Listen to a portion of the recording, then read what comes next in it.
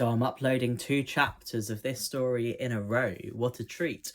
I've just uploaded chapter 7 and now this is chapter 8. Leaving Eve and Peter in the cafe made booking into a hostel a bit easier. I forgot to mention that they had both been criticising us for being stoners, so they were no longer welcome company. However, the pint's worth of money we each spent on the hostel was a waste.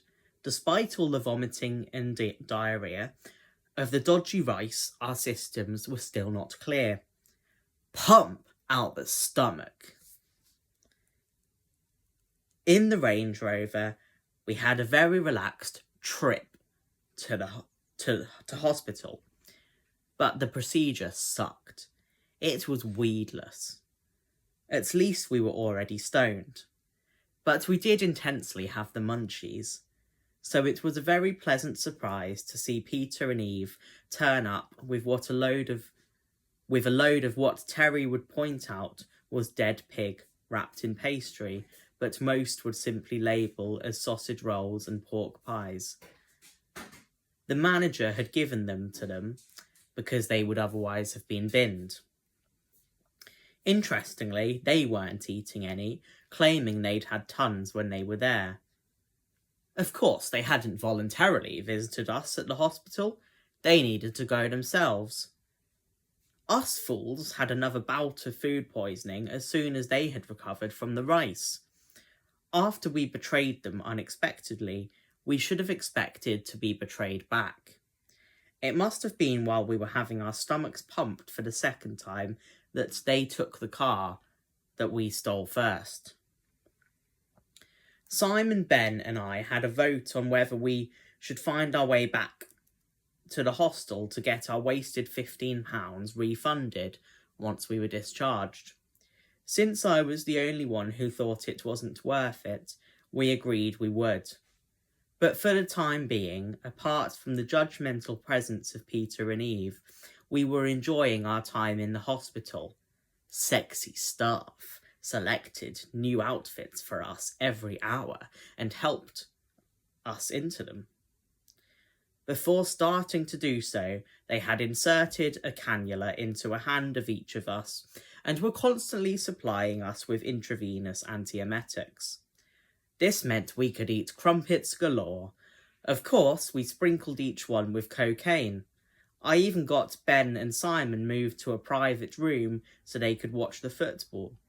I didn't want to watch it because it reminded me of Delilah breaking up with me.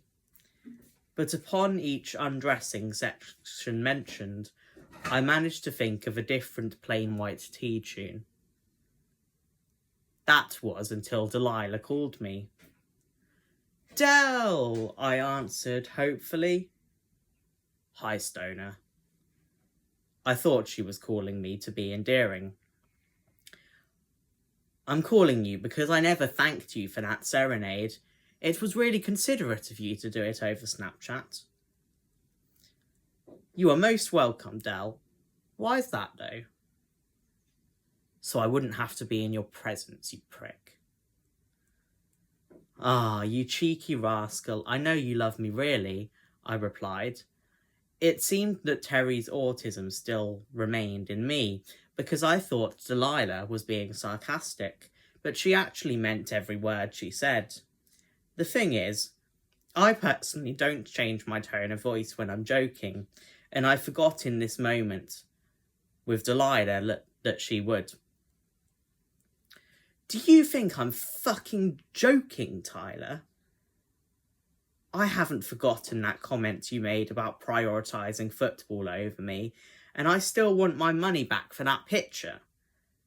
But thankfully for you, you're probably going to get away with it. I wanted to thank you for serenading me with Hey There, Delilah, because it gave me the motivation I needed to move to New York City, so I will finally never have to see you again." Before I could reply, Del hung up. She must have realised that she would be charged for calling the UK from the US.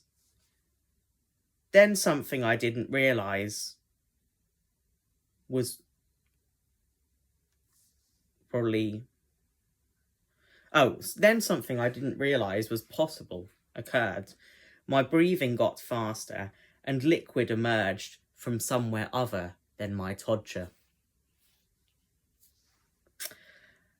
The whole time I'd been Tyler, I thought I must have been imagining crying as Terry, for it seemed impossible as Tyler until this moment. Only then did I acknowledge that Peter was still in the bed to my right, and Eve was in the one to my left.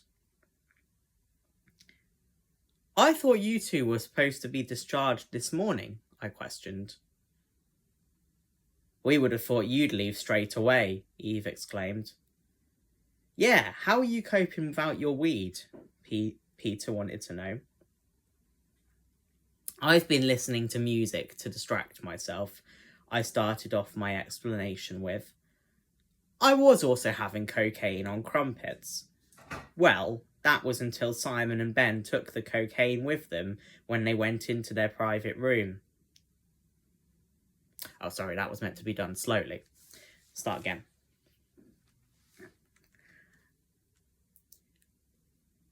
I've been listening to music to distract myself, I started off my explanation with. I was also having cocaine on crumpets. Well, that was until Simon and Ben took the cocaine with them when they went to their private room, I pointed out, at a rate a lot slower than my usual. It's good that you're not high at the moment, Peter said in a satisfied tone. You're right, we were meant to be discharged this morning. We asked if we could stay for long enough to try to resolve things. For us to try to resolve things. They've given us until 1 o'clock, and it is now 12:36, so we'd better do so. Can we go to Simon and Ben's room? The match should have finished at midday. I led the way. After threatening to grass on Simon and Ben about the weed they were smoking out the window if they didn't mute the post-match commentary, they decided they would rather have a conversation. So, why did you leave us in the cafe? Well, you seem to be enjoying yourselves enough, Simon said. Yeah, we didn't feel we could help in any way, Ben bolstered. Or that we were welcome, I added, especially with the heavy metal, when you know we only listen to drum and bass. Oh. What did you think we were doing? Peter posed the question. Having a threesome with the cafe manager.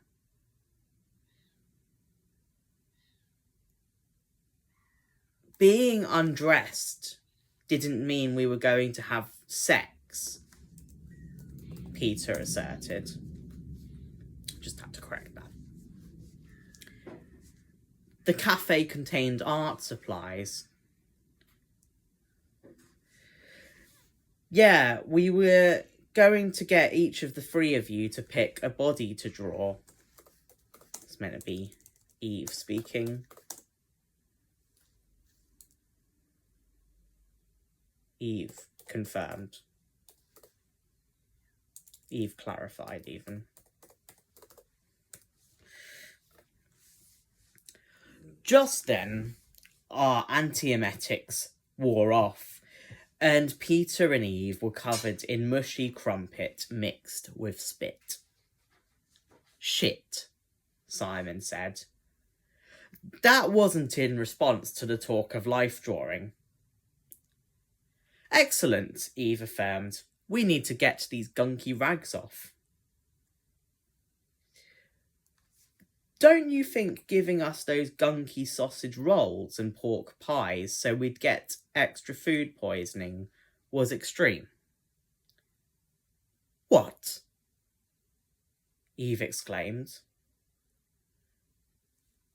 We didn't realise that pig was gone off, Peter assured us. And I don't know about Eve, but I thought until now that you were pretending to still be poisoned from the dodgy rice the police gave us, so you could keep getting pampered by the rather attractive hospital staff. Yeah, I thought the same as Peter, Eve confirmed. I can see why you would think that, I replied. But as you heard, my mind is still on Delilah. Simon and Ben would have stayed without being ill, for that reason, though. We can't argue with you there, Simon said. Yeah, we would have. But we are definitely still ill, Ben bolstered. But if you thought those sausage rolls and pork pies weren't all right, why didn't you two get pork poisoning too?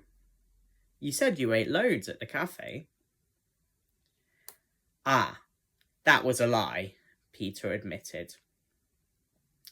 Yeah, we have been apprehensive to tell you this because we know how much you loved bonding over corpses and other animal harm. We've decided to go vegan. I told them I didn't blame them. That fickin' and chili the police gave us was fucking delicious, I added. Just a shame about the dodgy rice. In fact, we might as go vegan. We might as well all go vegan, Ben bolstered. We pretty much live off cocaine crumpets. True, and Tyler has experience from being vegan in his previous life when I was his dad, my brother declared. Maybe we can discover some other scrumptious scran together that doesn't harm anyone. Anyone fancy some life drawing while we've got the chance now? Eve asked, not realising someone had walked in wearing a suit and holding an open Swiss Army knife. It's 1 o'clock, said the suited person. Ah, any chance you could wash and dry our sickified garments before we go? 'Tis rather nippy out there, Peter pleaded. You have got to be kidding me. Get out! Stay tuned for chapter 9, which I still need to write.